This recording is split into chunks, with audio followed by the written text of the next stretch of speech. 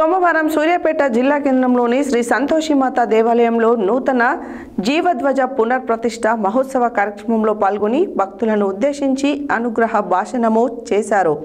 ఈ సందర్భంగా శ్రీ జగద్గురు పుష్పగిరి శంకరాచార్య మహాసంస్థాన పీఠాధిపతులు శ్రీ విద్యా శంకర భారతి మహాస్వామి మాట్లాడారు. సోమవారం సూర్యాపేట జిల్లా కేంద్రంలోని శ్రీ సంతోషిమాత దేవాలయంలో నూతన జీవధ్వజ పునర్ప్రతిష్ఠ మహోత్సవ కార్యక్రమంలో పాల్గొని భక్తులను ఉద్దేశించి అనుగ్రహ భాషణము చేశారు. ఈ సందర్భంగా శ్రీ జగద్గురు పుష్పగిరి శంకరాచార్య మహాసంస్థాన పీఠాధిపతులు శ్రీ విద్యాశంకర భారతి మహాస్వామి మాట్లాడుతూ, మనం ఒక్కరమే భగవాన్ నామస్మరణ ఏకమే కాకుండా 10 మందితో నామస్మరణ చేయించిన రోజునే హిందూ ధర్మాన్ని కాపాడుకోగలుగుతామని తెలిపారు. భగవంతుడు తన శక్తినంతా ధ్వజంలో లీనం చేస్తాడని, అందుకే ధ్వజస్తంభాన్ని పూజించిన తర్వాతనే భగవంతుని దర్శించుకోవాలన్నారు. భగవంతుడు మానవ రూపంలో అవతరించిన మొదటి అవతారం వారాహ అవతారమని, వారాహుడు భూమి నుండి చీల్చుకొని వచ్చినందున ధ్వజస్తంభమును భూమిలో నిలబెడతామన్నారు. నారసింహుడు తన భక్తిని స్తంభాన్ని చీల్చుకొని వచ్చి దర్శనమిస్తాడని, అందుకే ధ్వజస్తంభం విష్ణుమూర్తితో సమానమన్నారు. రేవతి నక్షత్రయుక్త మేషలగ్న పుష్కరాంశమున ఉదయం 10:05 స్వామి యంత్ర ప్రతిష్ఠ నిర్వహించారు.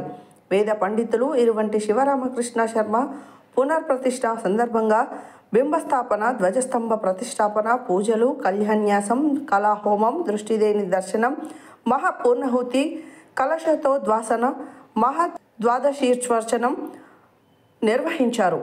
మధ్యాహ్నం 1 గంటకు శాంతి కళ్యాణము నిర్వహించారు. పూజా కార్యక్రమంలో ఏఐసిసి నాయకులు రామరెడ్డి సర్వోత్తం రెడ్డి, పబ్లిక్ క్లబ్ కార్యదర్శి కొప్పుల వేనారెడ్డి పాల్గొని ప్రత్యేక పూజలు నిర్వహించారు. పెద్ద ఎత్తున పలు గ్రామాల నుండి భక్తులు తరలివచ్చి ధ్వజస్తంభన ప్రతిష్ఠ వేడుకల్లో పాల్గొన్నారు.